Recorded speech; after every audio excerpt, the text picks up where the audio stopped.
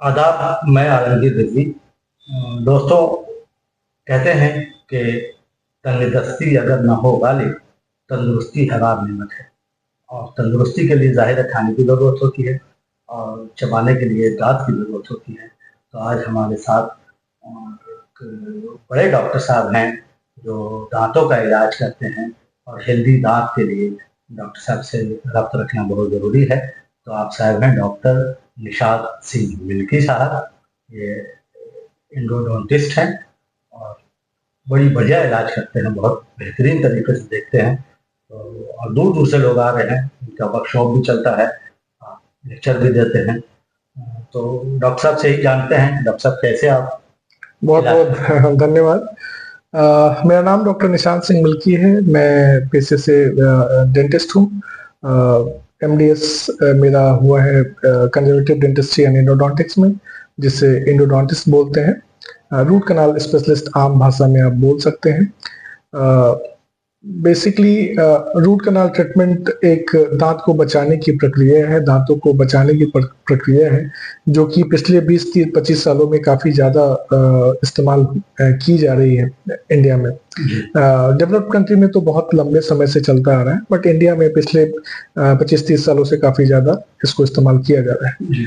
और आमतौर पे पहले लोग दांतों में अगर सड़न होती थी, दांतों में अगर कैविटी होती थी, तो लोग जाते थे डेंटिस्ट के यहाँ। आमतौर पे लोग उनको निकलवा दिया करते थे। लेकिन दांत को निकलवाने से बहुत तरह की समस्या होती है, लॉन्ग टर्म प्रॉब्लम्स होते हैं। आमतौर पे आदमी का दर्द उस समय तो ठीक हो जाता है, बट जैसे मोतियों की माला से एक मोती आप निकाल लेते हैं तो कैसे वो पूरा का पूरा माला बिखर जाता है, उसी तरह से कहीं ना कहीं लॉन्ग टर्म प्रभाव दांतों पे बहुत बुरा पड़ता है। एक दांत निकलता है तो पूरी की पूरी दांतों की कसावट जाती रहती है, फिर दो दांतों के बीच में खाना पसना शुरू होता है, फिर इस तरह से कैविटी होते होते वहां पे सड़न हुई, सड़न बढ़ते बढ़ते वो अंदर नस तक जाती है, नस तक जाती है तो फिर आपको रूट कनाल ट्रीटमेंट की जरूरत पड़ती है। तो इट्स नॉट लाइक कि आप एक दांत को निकलवा के आपका दर्द उस समय चला गया तो फिर बाकी मामला खत्म हो गया है। तो आपको हमेशा ही अपने डेंटिस्ट के टच में रहना चाहिए। अगर आपने दांत निकलवाया भी है तो भी आपको रेगुलर चेकअप कराना चाहिए। एक्चुअली अगर पूछे तो आप कम से कम साल में 1 से 2 बार आपको जरूर से पूरे सपरिवार किसी डेंटिस्ट से मिलना चाहिए। और अपने जिस तरह जनरल हेल्थ को चेकअप कराते हैं साल में 1 बार, उसी तरह से डेंटल चेकअप मस्ट है। बिकॉज जब आप खाना खाते हैं, आप स्वास्थ्य के लिए बेहतर ओरल हेल्थ होना बहुत ही जरूरी है, क्योंकि जो भी आप खाते हैं वो आपके शरीर का दरवाजा है माउथ। माउथ से होके ही चीजें अंदर जाती हैं। और अगर दरवाजे पे ही अगर इन्फेक्शन है और उससे इन्फेक्टेड चीजें अंदर जा रही हैं, तो आप बहुत ज्यादा हेल्दी होने के बारे में नहीं सोच सकते हैं।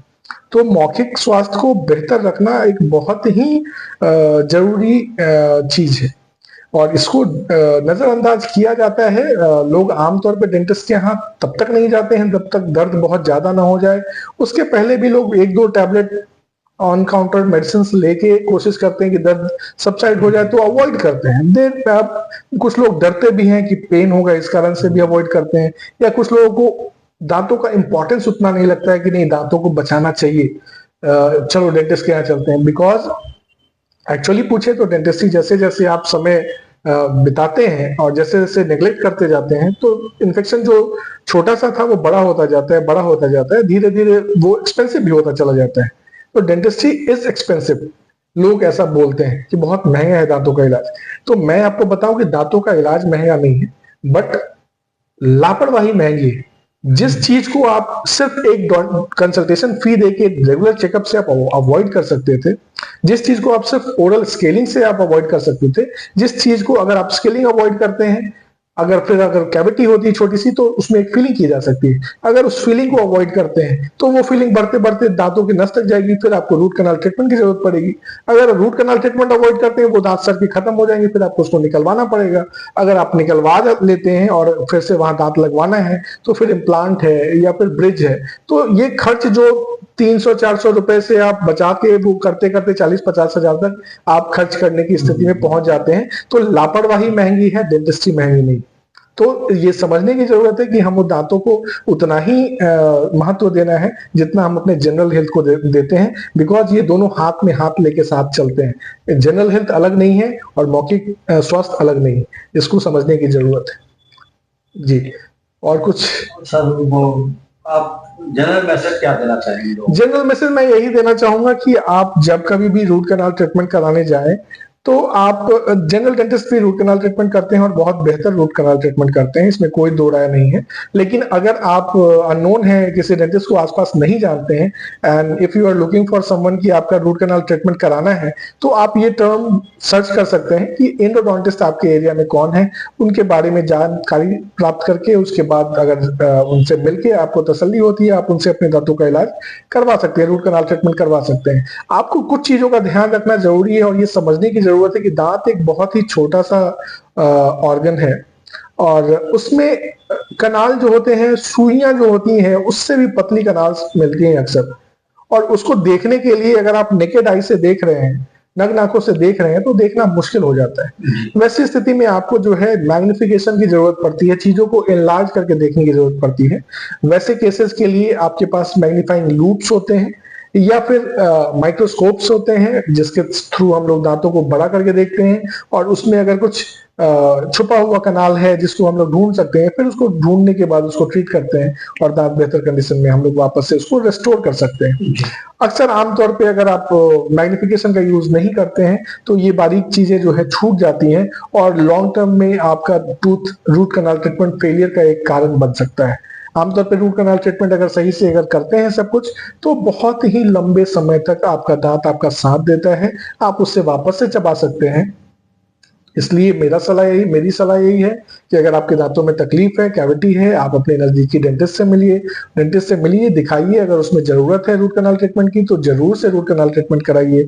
और रूट कैनाल ट्रीटमेंट के बाद अगर आपके डेंटिस्ट सलाह देते हैं कि उस पर कैप लगाने की जरूरत है, तो कैप वाले पार्ट को अवॉइड मत कीजिए, बिकॉज रूट कैनाल ट्रीटमेंट से दर्द आपका जाता रहेगा। बट अगर आप कैप नहीं लगाते हैं समय पे, खास करके जो चबाने वाले दांत है पीछे के उस पे, तो अगर आप किसी दिन कुछ बहुत ही कड़ा चबा रहे हो, अचानक से पड़ जाएगा, तो जैसे आप बड़े से लकड़ी के बीच में कुल्हाड़ी मारते हैं, वो दो टुकड़े में बट जाता है, उसी तरह आपका दांत जो है बिल्कुल बीचों बीच जो है वर्टिकल फ्रैक्चर हो सकता है और सारा का सारा किया धरा पे पानी पड़ सकता है। Basically root canal treatment fail हो जाता है, फिर उस दांत को वापस से आपको निकालने की जरूरत होती है। तो मेरी सलाह यही है कि अगर आपके डेंटिस्ट ने सलाह दिया है कि नहीं रूट कैनाल ट्रीटमेंट के बाद आपको कैप लगाना है, तो इसको कभी भी मिस ना करें, क्योंकि दर्द गायब होने के बाद आमतौर पे लोग थोड़े लापरवाह हो जाते हैं और उस चीज को थोड़ा सा अवॉइड करते हैं या फिर डिले करते हैं।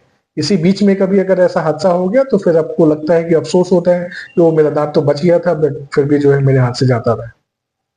सर बहुत अहम जानकारी दी सर, डॉक्टर साहब आपका बहुत बहुत शुक्रिया। और आपके मशवरे के लिए मैं समझता हूँ कि नाज़रीन आप डॉक्टर साहब के मशवरे पे अमल करेंगे। डॉक्टर साहब कह रहे थे और मैं चाहूँगा शायद तेरे दिल में उतर जाए मेरी बात, ऐसा डॉक्टर साहब महसूस कर रहे हैं और हम समझते हैं कि सोसाइटी का कुछ भला होगा आपके मैसेज से। जी, धन्यवाद, बहुत बहुत थैंक यू। ओके।